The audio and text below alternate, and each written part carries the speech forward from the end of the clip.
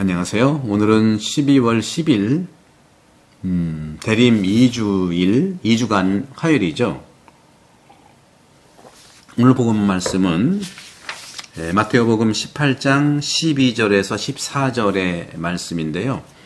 우리가 너무나 잘 알고 있는 잃어버린 양에 대한 거예요. 그래서 오늘 제목은 찾은 양의 기쁨이라는 제목으로 말씀드릴게요. 너무나 잘 알고 있는 거기 때문에 성경은 짧지만 그래도 한번 읽어볼까요? 마태오복음 18장 12절에서 14절의 내용입니다. 자, 읽어보겠습니다. 18장 12절에 14절. 되찾은 양의 비유. 너희는 어떻게 생각하느냐? 어떤 사람이 양 100마리가 있는데 그 가운데 한 마리가 길을 잃으면 99마리를 산에 남겨둔 채 길 잃은 양을 찾아 나서지 않느냐? 그가 양을 찾게 되면 내가 진실로 너희에게 말하는데 길을 잃지 않은 99마리보다 그 한 마리를 두고 더 기뻐한다. 이와 같이 이 작은 이들 가운데 하나라도 잃어버리는 것은 하늘에 계신 너희 아버지 뜻이 아니다. 제가 이제 말씀학교 시드니 본당과 한인 본당 두 군데에서 말씀하기 시작하는데 내년 1월 중순쯤에 이제 마태오복음이 이제 출간돼요. 첫 2022년도에 벌써 22, 23, 24, 25, 4년째가 되는데 22년도 이제 마르코 복음을 냈고요. 그 다음에 요한 복음을 냈고 작년에 이제 루카 복음을 냈고 이번에 이제 마태오복음 명실공히 4복음서가 다 완성이 되죠. 그런 점에서 여러분들 이 마태오복음의 제목을 제가 이렇게 썼어요.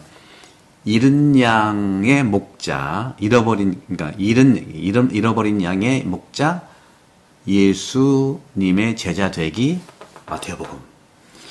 그런 점에서 오늘 복음에서 찾은 양의 기쁨 제목이고 잃어버린 양에 대해서 말씀을 좀 드려버리면 양을 어깨에 메고 있는 착한 목자의 그림은요, 로마 까따꼼베에서 발견됐어요. 저는 로마에 있으면서 수시로 많이 갔었죠.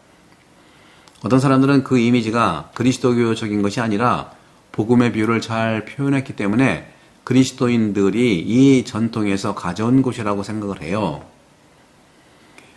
양 한 마리가 무리 속에서 길을 잃으면 그것은 작은 어떤 에피소드에 불과할 수 있잖아요. 한 마리쯤이야 그럴 수 있다는 얘기죠. 다른 동물들은요, 무리를 다시 찾을 수 있지만 양 한 마리만은 정말로 길을 잃어버려요. 양이 참 미련하거든요. 자기 집을 못 가서 저도 이제 몽골에서 많이 이제 선교사 시부님들을 만나러 많이 수십 년을 가보면 꼭 양떼들 속에 염소를 몇 마리를 이렇게 넣어놔요. 염소를 영리하거든요. 집을 다 찾아가요. 그래서 복음이 그렇게 비유가 나오는 겁니다. 이 비유는 잃어버린 양 한 마리는 우리가 이제 교의신학, 제 전공인데 우리가 이제 교의신학에 표현된 진리를 잘 표현하고 있어요. 다시 말하면 하느님의 은총이 없다면 인간은 죄에서 회개하고 올바른 길을 찾을 수 없다 하는 것이 오늘 복음의 교신학적인 메시지입니다. 아우구스티누스 성인도요, 이것을 힘들게 배웠어요. 아우구스트 성인도 그도 강한 의지만으로 개종할 수 있다고 하는 펠라기우스 이단에 강력하게 반대했거든요. 강한 자기만의 의지로 개종할 수 있다, 회개할 수 있다. 아우구스티누스는 아니다, 강력히 반대했어요. 하지만 의지가 부족하고 변화할 힘이 부족한 사람들에게는 무엇이라고 말을 해야 하느냐 하고 질문하는 거죠. 대답은 모든 사람을 위한 거예요. 죄인은요, 회심하기가 참 어렵습니다. 의지가 강하든 약하든 혼자서 할 수가 없다는 거죠. 그래서 그는 은혜가 그를 인도할 때까지 예수님께서 그의 어깨에 메어 주시기를 기도해야 되는 거예요. 우리는 그래서 끊임없이 기도를 할 뿐이에요. 위령성으로도 그랬잖아요. 하늘에서 우리를 위해서 기도하고 우리는 연옥을 위해서 기도하고 끊임없이 기도하는 거예요. 그런 다음 자신의 힘에 따라 협력을 해야 합니다. 그러면 그의 의지가 강해지고 기적을 행할 수 있게 될 것이라는 거죠. 오늘 복음에 보면 잃어버리지 않은 남겨둔 채 나와 있죠. 거기에 보면 길을 잃지 않은 99마리보다 그 한 마리를 두고 더 기뻐한다. 이 비유는 추상적인 원리를 사용해서 형이상학적인 추론을 하는 것이 아니에요. 매우 인간적인 언어를 말하는 겁니다. 완전한 존재이신 하느님께서 기쁨과 또 같은 감정을 느끼실 것이라고 하는 상상을 우리가 하기가 참 쉽지는 않죠. 하지만 예수님은 하느님이시며 동시에 사람이시기 때문에 그렇습니다. 사람으로서 우리가 성경에 보면 막달레나나 또 마테오나 또 자케오나 이런 사람들의 회심에 큰 기쁨을 느끼는 거죠. 그런 점에서 많은 노력 끝에 목표를 달성했을 때 얼마나 그 회심의 기쁨을 느낍니까? 그런 부분들이 있죠. 네. 그래서 그리스도의 목표는요, 세상의 구원, 잃어버린 사람들의 회심입니다. 자신을 뛰어넘고 기대 이상의 일을 성공할 때 기쁨을 느끼는 거예요. 그런 점에서도 우리가 바라볼 수 있는 것은 그리스도의 그러한 그 목표가 바로 세상의 구원이라는 점이고 모든 누구든 회개하면은 용서받게 된다는 거죠. 잃어버린 사람들의 회심.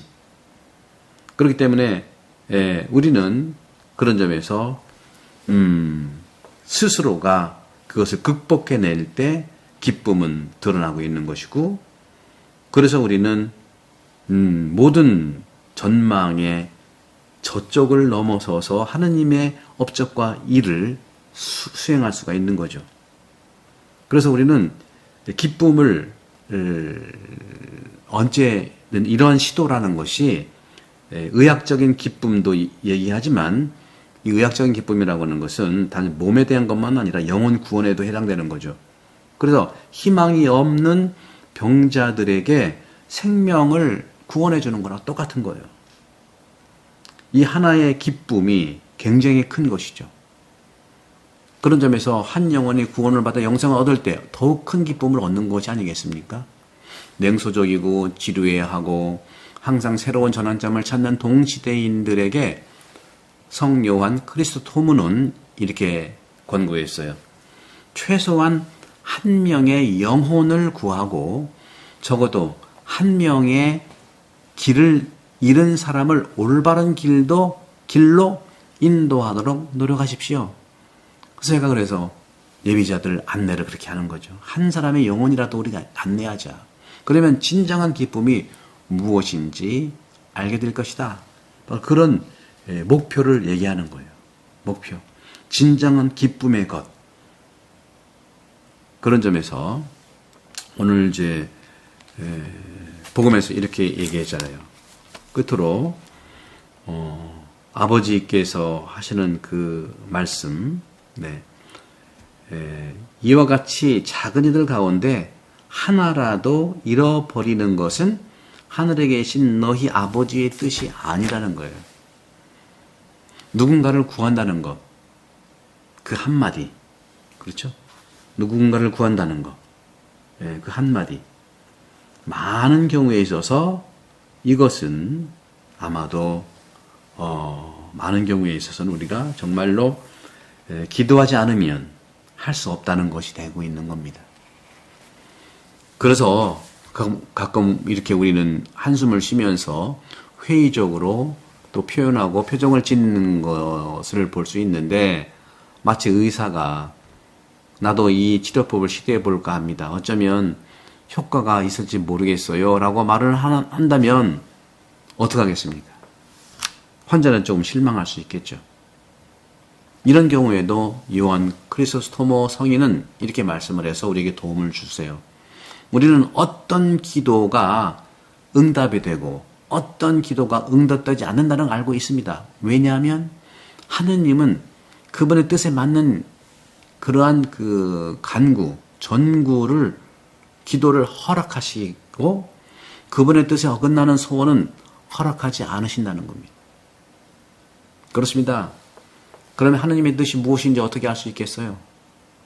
우리가 죄의 용서와 죄인의 회심을 위해서 기도할 때 우리는 하느님과 하나라는 것을 확신할 수 있습니다. 이것이 하느님의 뜻입니다. 이것이 우리의 희망과 소망이기도 한다면 이 기도는 큰 힘을 발휘하는 것이죠. 언제 어떻게 응답될지는 하느님의 비밀에, 하느님의 신비에 숨겨 있기 때문에 우리는 그저 기도할 뿐이라고 말씀드릴 수 있어요. 자, 마치 우리가 하느님의 뜻이 무엇인가를 알고자 하는 것처럼 우리도 확실할 수 있는 것은 하느님과 함께 할 때 분명하다는 것이고, 또 하느님과 함께 우리가 기도하는 것은 모든 죄인들의 용서를 위해서, 그리고 죄인들의 회심을 위해서 기도할 때 확실하다는 것이죠. 이것이 바로 하느님의 뜻이라는 말씀을 다시 드리면서, 만약 이것이 우리들의 원의가 된다면 바로 기도는 큰 힘을 가지고 있을 수 있다, 가질 수 있다는 거죠.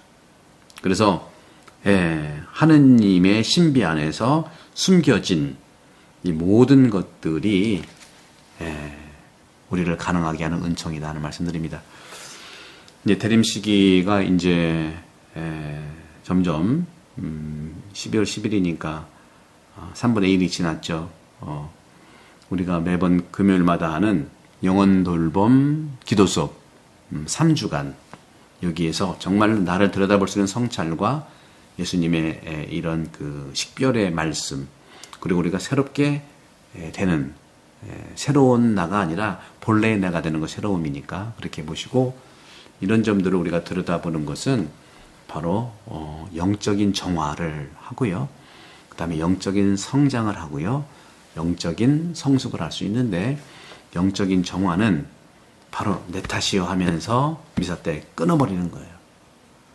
세례 때 끊어버린다고 했지 않습니까? 나쁜 생각, 나쁜 감정 흘러가게 하고 끊어버리고, 이게 영혼의 정화거든요.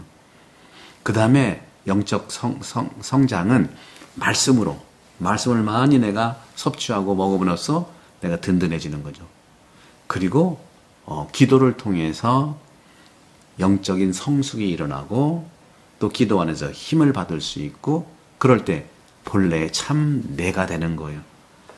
태어났을 때 그 모습으로 살면서 좀 때가 끼고 조금 어지러워졌던 거 정리돼서 본래 내가 되는 게 영적 성숙이고 본래 나가 되는 겁니다. 이번 그 영혼 돌봄 기도 수업 3주 기도 수업에 많이 오셔서 받은 은혜를 확인하시기 바랍니다. 성부와 성자와 성령께서는 여러분들을 강복합니다. 감사합니다.